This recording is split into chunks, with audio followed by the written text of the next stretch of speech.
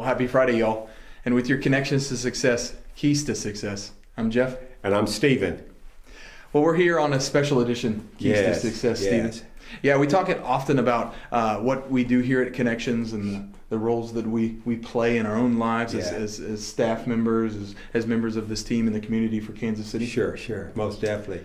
You know, and when you look at Connections and our roles and responsibilities, Chef, you know, sometimes, you know, people have already asked me, I don't know if you get these opportunities, says, you know, why do you do what you do? That's a great and I question. think, Jeff, when you are faced with that question, or my question, is really not what I do, it's because of what I've gone through is what I do. So with this week's special edition, Key to Success, I think our key to success should be restoration. Yeah, restoration. That speaks volumes to our story, doesn't it? I mean, almost could say, you know, not Jeff and not Stephen, but restoration. When people look at you and look at me and they know why we do what we do, it has to be because of restoration. Yeah. I mean, Jeff, things that you have lost. I mean, you know, just a snapshot of some of the things that you've lost, Jeff. Yeah, I mean, growing up, I had great parents. They did the absolute best they could, but in the environments that I was surrounded in and some of the choices I made at a very young age,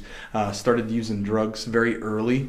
Some of the earliest memories of my childhood of violence, of these ideas and these concepts of what a man was, and eventually that catches up as you become an adult. And for me and myself, led me down that path of addiction, of gangs, of violence, and just being an angry and bitter man. You know, and you know, I always talk about my setback with my drug addiction and substance abuse. Of course, coming from a good family, you know, my dad's a pastor, my mom was an educator. I call it that dark cloud season. That dark cloud always hung over my life. You know, even being successful in the football field, that drug addiction, that alcoholism, you know, sleeping around, and all of those vices in life really I thought was helping me. It really was tearing me down, Jeff, and even to the point, like you said, I think our similarities, Jeff, was that time when we got faced really with enough is enough through incarceration. Yeah, and as my incarceration was 4 years in the United States Penitentiary at Leavenworth, and you were where? At Pekin, Illinois, and also Forest City, Arkansas.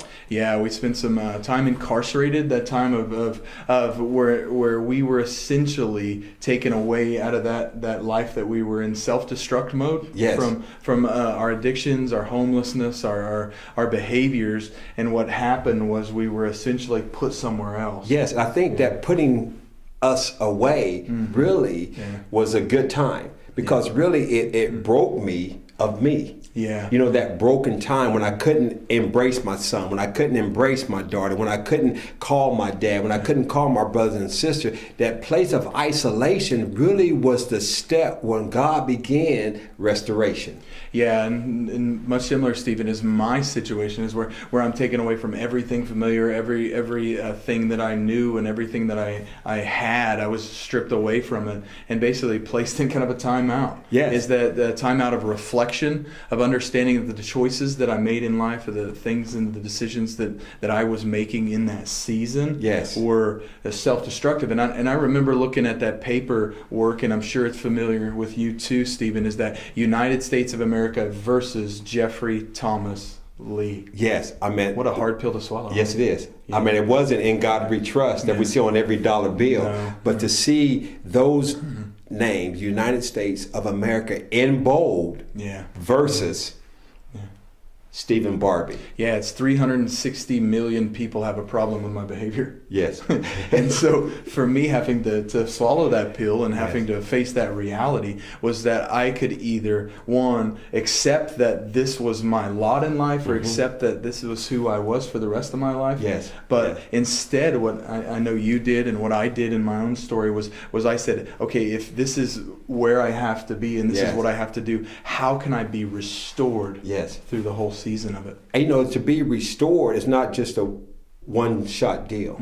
It was a process of restoration. Jeff, I meant where our family members started to come and visit us much more, where the letters started coming more regularly. And then, Jeff, that day when we got released, kind of but not really. There at the halfway house, Jeff, was a part of that process of restoration. And Jeff, that encounter, people always ask me, how come you and Jeff are so close? I said, if you really want to know the story, it was our first encounter there at the halfway house here in Kansas City, Missouri. Yeah. Who would ever thought, Jeff, that a conversation of hope, a conversation of encouragement, a conversation of saying, man, I understand, is where we are today. Yeah, and it's just amazing, the fond memories, because we were in such midst of pain, of this season of transformation, where we were almost kind of like that caterpillar who goes into the cocoon. Is painful, it's hard, but we knew that we were being restored and refined for something greater. Even though we had to go through it, we had our eyes on a more successful path. Yes, we did. And we were surrounded by so much darkness and so much brokenness and pain, and we decided, committed together. I remember you walking down that hall with that Bible in your hand and saying, "Are you a Christian? We need to pray, and we need to pray now." And those moments of prayer time, those moments of encouragement, those moments, sometimes, Jeff, I don't know if you remember those days when we went out. We didn't come back with a job offer, but at least we had a job interview. Those were the process of restoration. Yeah, and it was being able to accept that no matter what came, or the trials or the difficulties, the obstacles, we were going to continue to be transformed, continue to restore our lives, because we didn't want to be that other person anymore. We didn't want to go back to living that life again. And I knew that in that season, and still today, one of my greatest sayings that I speak over my life before my feet hit the floor is I'm going to live pure, I'm going to work hard, and I'm going to leave the rest to God. That's it. And I've always learned that truth never changes. As long as you walk in truth, you know what? It sets you free. Yeah, that's right. And it's about, for anyone listening to this out there, it's about creating a new life. If you lived maybe similar stories to Stephen and I, or you're in a circumstance or situation where you might feel broken, or like there's a circumstance where you need to change your life, or you need to be restored in that moment, is that we have to begin to do things differently than what we used to. That's it, man. And no matter what, or no matter what may come, you say, I'm committed to being restored. And even if I don't know, or if I don't know how to do it, I know that I'm going to put one foot forward and continue down that path, because I want to be restored.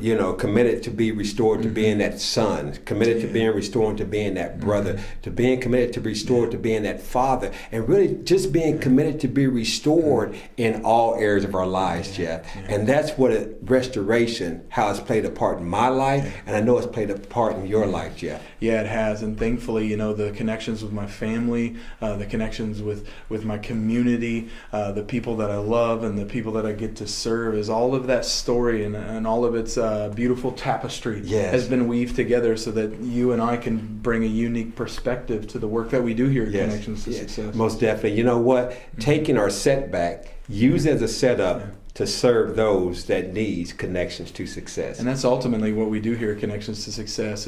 Is our stories not different than a lot of people's out there who've gone through that tragedy. Unfortunately, some people don't have the same story as us, but what we strive to do, and what we hope to do, and what we make it our mission to do, is no matter where you're at, or no matter what circumstances, we want to see your life restored too, and we want to help you do that.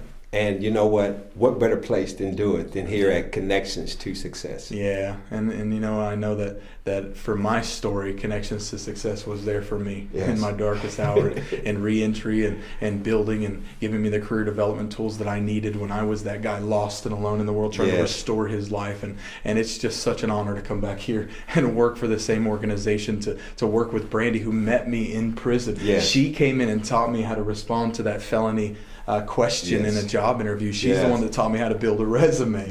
Kathy is the one that taught me that there's these messages inside of my head that are covering up the real me, the me that needs to come out, the real me that needs to be let out. And that was the restoration process that I learned from them too. And just to be called a team member along with them has been one of the greatest joys of my life, and one of the greatest accomplishments that I have in my career. These tools have been very valuable to us, recognizing that our setback is not the end, but it's part of the process of restoration.